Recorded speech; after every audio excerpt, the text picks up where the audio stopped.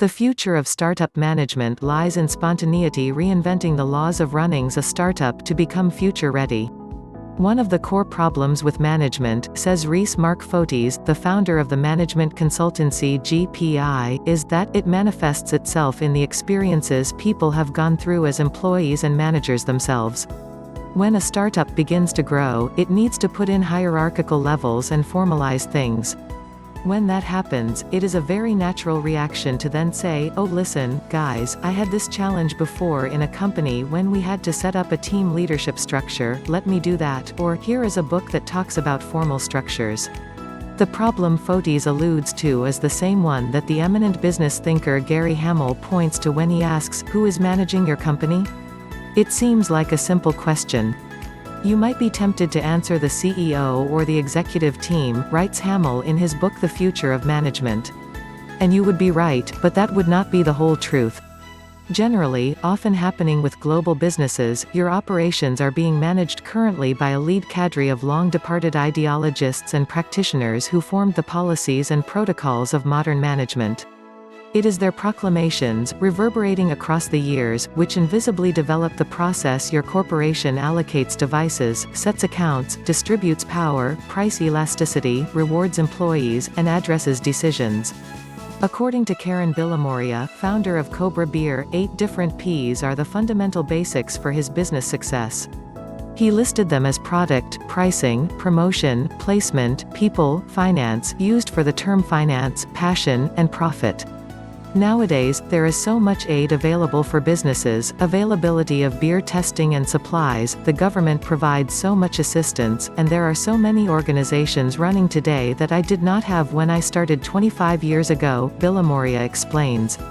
These theories maintain their allure largely because of how successful they have been. It is not hard to see why an aspirational business would want to import management practices from companies who have utilized them to a phenomenally successful effect. But it is not that simple.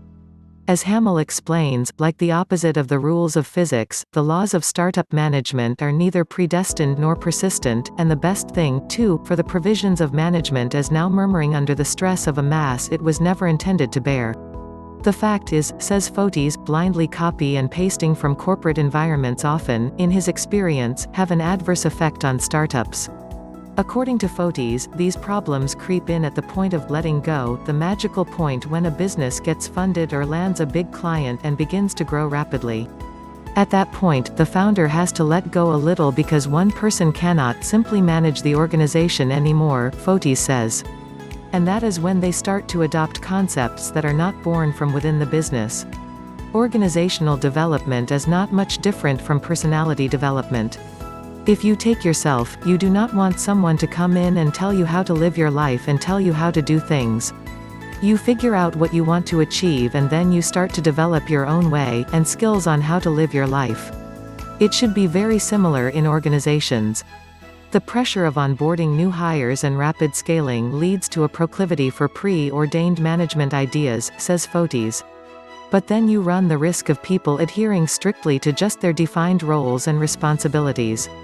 Then you get the typical lack of ownership issue. Startups need to put people before processes. Corporate power structures do not lend themselves to the pliability needed by startups. Bigger corporations are frequently self-obsessed, says Photis. They will say the customer is the most important part of the business.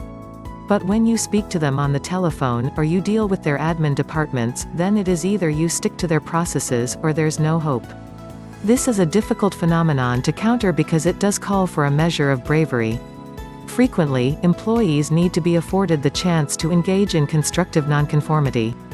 And then, says Photis, when an employee or team within the business comes across great idea, management needs to react to it. It is the pragmatism to look at market opportunities, he says. If a team in the business has a great idea, then you shift the resources to them. But in a formal organization you say, they do their things, we do our thing, and then at the end of the year, we'll see where we end up. As Hamel transcribed in the book The Future of Management, which eventually compels the performance of your company, is its management model. In a postmodern age, the ability of spontaneous self-renewal is not just a nice-to-have, it's a necessity.